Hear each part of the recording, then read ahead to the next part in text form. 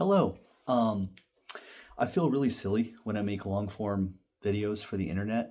I'm always worried that I'm perceived as like trying to be an influencer if I make something that's not just a short, silly video and post it on the internet. So I assure you, this is not a weird midlife crisis from someone you went to high school with trying to be an influencer. I have been writing for a really long time. I have been writing for about 20 years and I've never genuinely tried to get any of my work published. And just to interject there, if you know someone that's gotten a book published, no, you don't.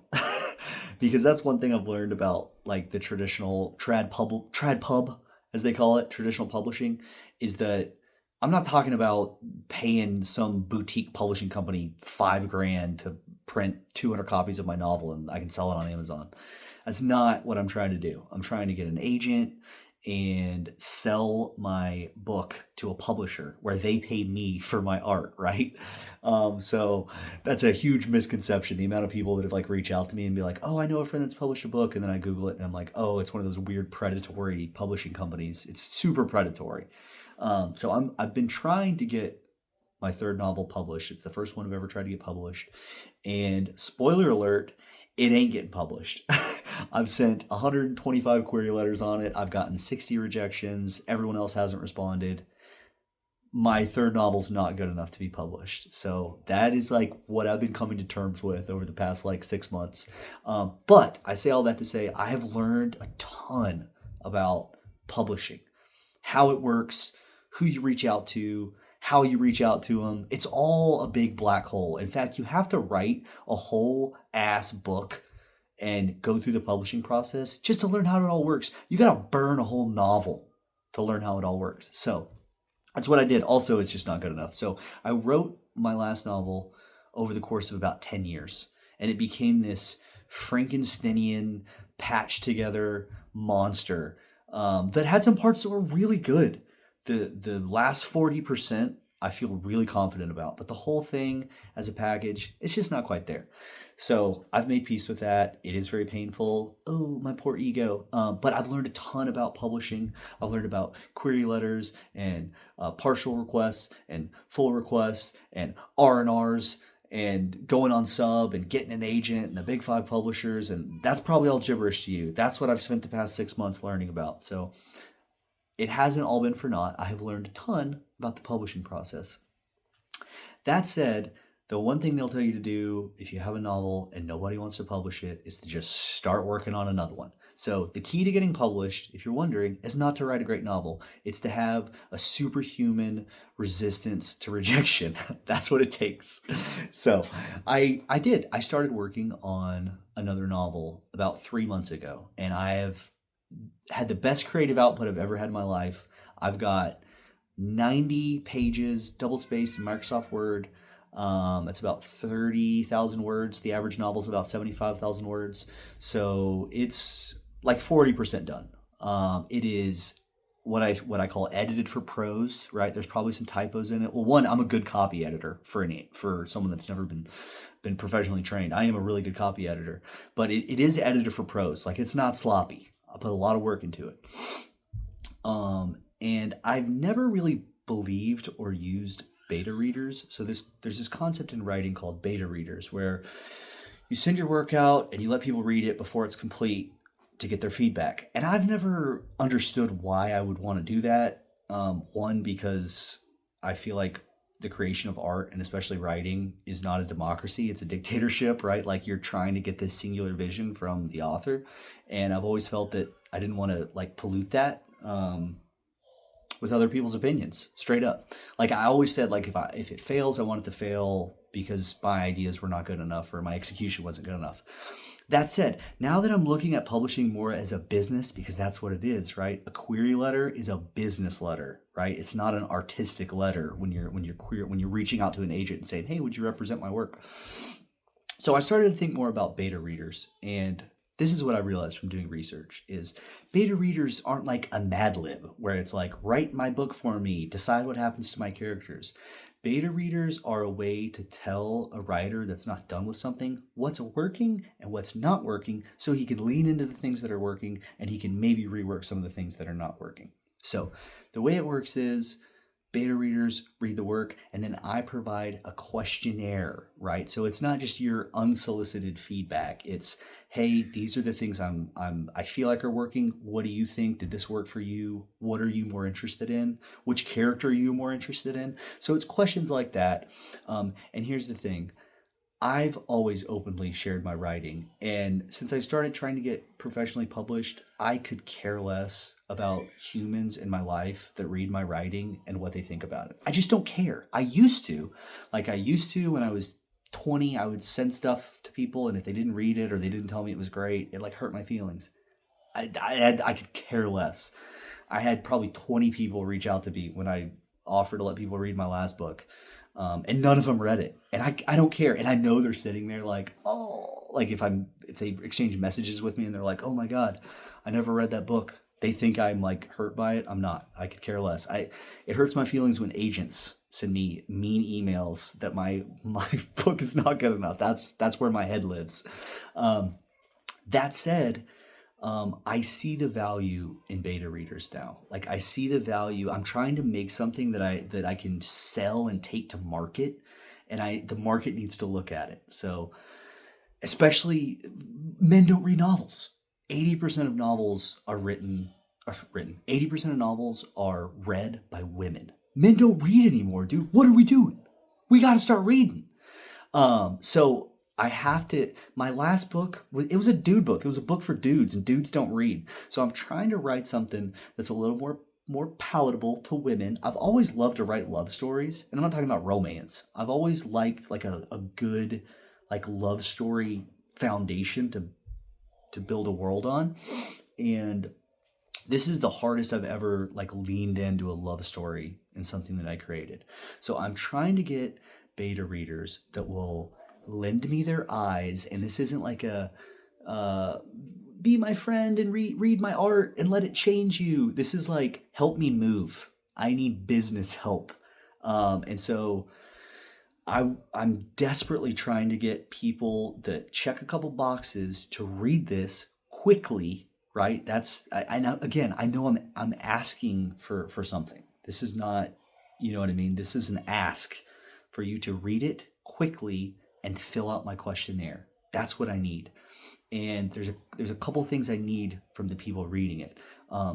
Number one, be a reader. That's a huge thing. Is like I've had people read my book and they haven't read a book in 10 years. They don't. How do I even know if they know what a good book is? So be a reader that is read it. Like I read a ton. I write a ton. So it's like it's hard for me to find opinions from people that have a stronger opinion than I do about books and writing. So read a lot. It would help a ton if you've ever written or you understand the craft a little bit. I mean, I couldn't even describe to you how much that would help. Um, and I'm after people that can commit to a quick turnaround. Like I know it's a big ask, but I want to continue the story, and I can't continue it if I don't know what parts of it are working.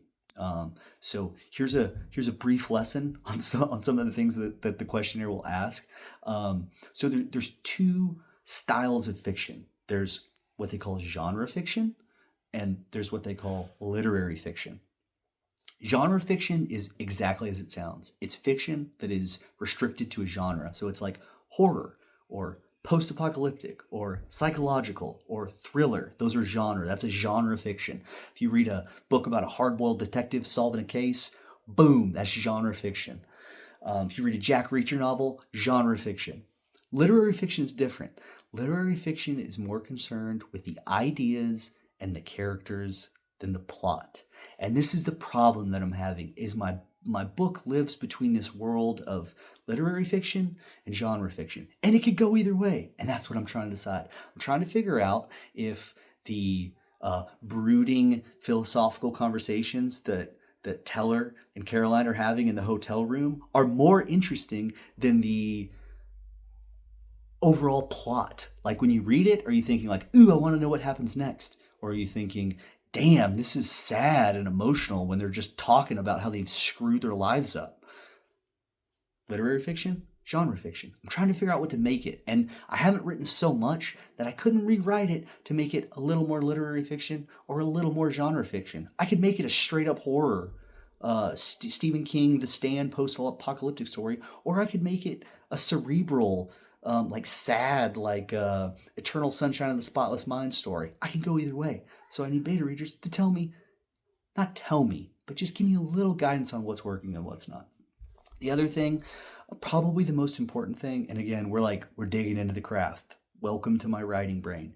Is there's mainly two kind of point of views that are written in fiction. There's first person, I, and there's third person, she, he. I'm sure you're familiar with that.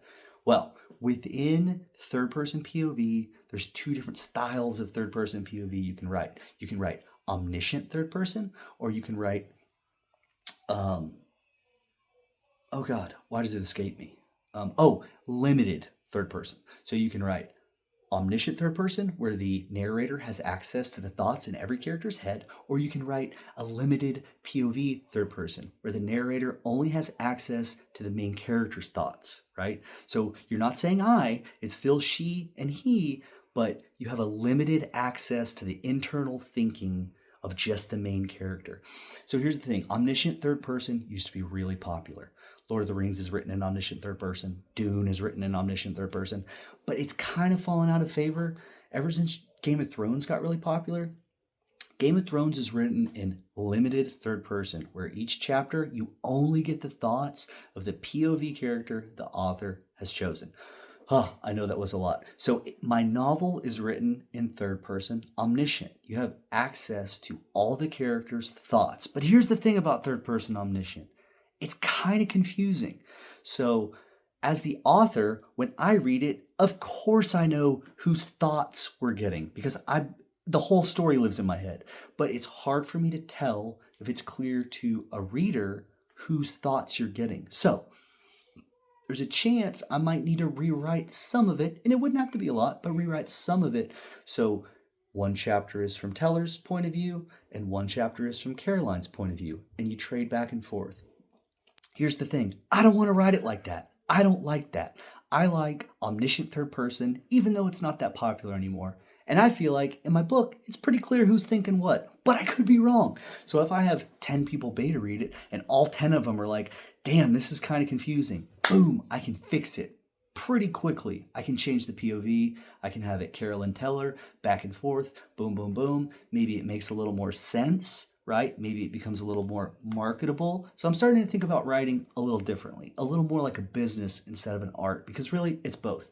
So I know that was a lot. I'm tempted to get into the plot, but if you've made it this far and you're extremely interested in beta reading it, you read a lot, maybe you've written a little bit, you can commit to the time crunch, right, to a pretty quick turnaround. I could read the whole thing in like 2 hours, okay? But usually when I send my writing to people and they don't read it, I could care less. This is not one of those times. If you reach out to me and you want to beta read it and I send it to you and you don't read it, I'm going to be annoyed. That's it. So if you don't want to do it, just don't reach out to me. Even if you hate it, if you don't like it, I still need you to read it. That might be the most important feedback I get, is somebody that reads it, doesn't connect with it, and tells me what doesn't work. I need that information. So again, I know this video is 14 minutes. I love writing. I love reading. I love talking about it. But if you found this video too long, probably not a good candidate. So again, reach out to me. Lend me your eyeballs. There's a great book. It's called Nobody Wants to Read Your Shit. And I understand. Nobody wants to read my book. I'm asking you to lend me your brain as a favor. Like, help me move. Help me make the book better. That's all I got.